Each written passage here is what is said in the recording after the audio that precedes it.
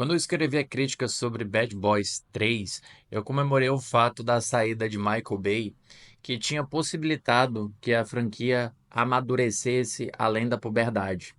Então saía aquele olhar mais imaturo e entrava uma abordagem muito mais condizente com a maturidade e a idade dos seus personagens, tanto no Bad Boys 3 como também neste Bad Boys 4, que é o primeiro filme da franquia que lida de fato com problemas que Máquina Mortífera também teve que lidar: a ansiedade, a síndrome do pânico, o infarto e o envelhecimento destes policiais de Miami com quem nós temos uma relação já há mais de 3 décadas. Este quarto filme da franquia, ele não é melhor do que o antecessor, que eu considero um dos principais, já que ele traz o elemento familiar para dentro de sua discussão e faz com que nós nos importemos ainda mais com o destino dos personagens do que nós nos importávamos anteriormente.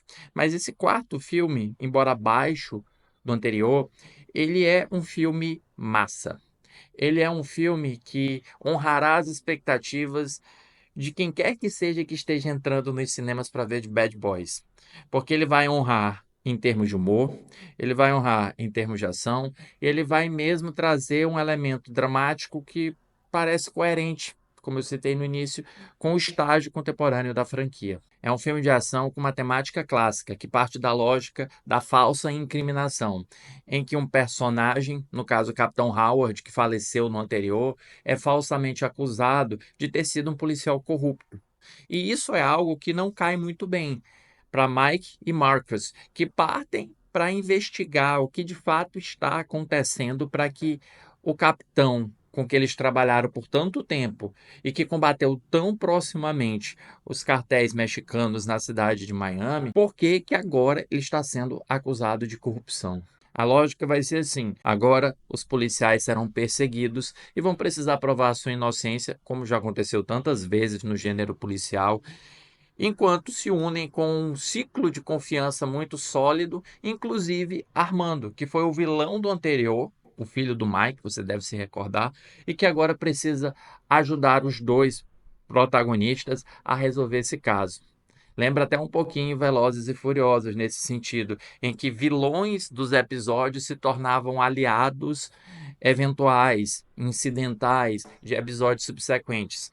Aqui é mais ou menos a mesma coisa, né? Essa lógica de família, essa lógica de você ter um núcleo de meia dúzia de pessoas em que você confia e que tem atributos específicos para auxiliá-lo dentro de uma missão. No humor, o que eu mais gosto no filme é o fato de que há uma inversão de papéis.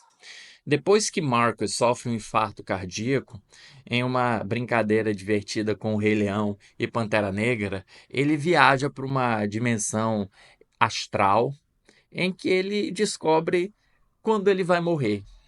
Essa descoberta faz com que ele perca todo o medo que ele tinha em todos os episódios anteriores da franquia. E esse medo é transferido para o Mike, que começa a sofrer de síndrome do pânico, porque ele acredita que ele pode não ser capaz de defender Christine, que é a sua esposa.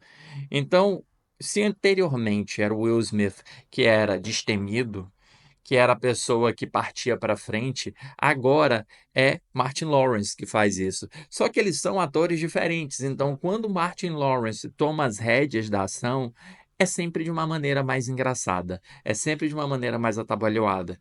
E os dois têm uma dinâmica muito boa e, diferentemente do anterior, você tem uma harmonização, você tem um equilíbrio de forças. Ainda que haja uma certa preferência do roteiro em relação ao Will Smith, até porque tem o filho dele dentro da ação, o Martin Lawrence não fica de escanteio. Parece que está bem balanceado, bem harmonizado entre os dois atores. Já em termos de ação, eu gosto como a dupla de diretores, Adil e Bilal, é como eles assinam, eles introduzem a gamificação dentro da construção da ação.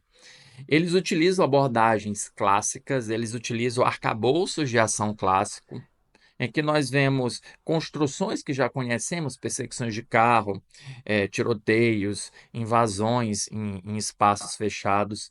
Só que eles utilizam elementos de gamificação para tornar essa ação muito mais próxima do espectador mais jovem. Um exemplo desta gamificação está no personagem do Red, o genro do Marcus, que passa o dia inteiro, desde que ele voltou do Iêmen, sentado na frente da televisão jogando videogame. E em certo momento ele vai precisar transformar aquele videogame em ação prática para proteger a sua família. E ali ele faz essa tradução do game na ação. Em outro momento, você vai ter a utilização de drones. E o drone já é um elemento gamificado dentro da ação. Tanto o drone que é utilizado dentro da narrativa, como um elemento diegético, como um elemento necessário para que eles enfrentem seus inimigos, quanto o drone que é utilizado fora da narrativa, como uma câmera que faz malabarismos técnicos que tornam a ação ainda mais dinâmica. O drone também é um elemento de gamificação, porque o drone é controlado por controle remoto, é controlado à distância, como se nós estivéssemos dentro de um videogame. Há um distanciamento entre o operador do drone e a ação. E dessa maneira você também tem mais uma camada de gamificação e que ainda tem como principal exemplo que rodou nas redes sociais recentemente, a ação em primeira pessoa, que nos lembra aqueles jogos lá de Doom, de Quake, hoje em dia de Counter-Strike, jogos em que nós vemos apenas a mão do personagem, a câmera fica perto da mão do personagem e a arma, nós só acompanhamos o ponto de vista em primeira pessoa da ação. E isso também é trazido para dentro da narrativa. Então, esses elementos de gamificação conferem um dinamismo adicional a uma ação clássica, interconectam o ontem com o hoje em termos de ação. Da mesma maneira que nós temos personagens que crescem no cinema de ação da década de 90 e estão hoje, em 2020, no cinema de ação contemporâneo. Você tem essa mescla do clássico com o contemporâneo que funciona muito bem dentro de um filme que é ciente de suas ambições, consciente de suas limitações e sabe utilizar muito bem o tempo que tem à disposição para entreter o espectador. E ainda introduzir um elemento fantástico que cria alguns dos melhores momentos humorísticos do filme, como quando Marcus recorda que em uma vida passada o Mike tinha sido um burro e que ele tinha sido dono desse burro e ele era muito cruel com esse burro. Mas o restante você vai ter que descobrir nos cinemas assistindo Bad Boys até o fim, para o qual eu dou 3 estrelas em 5.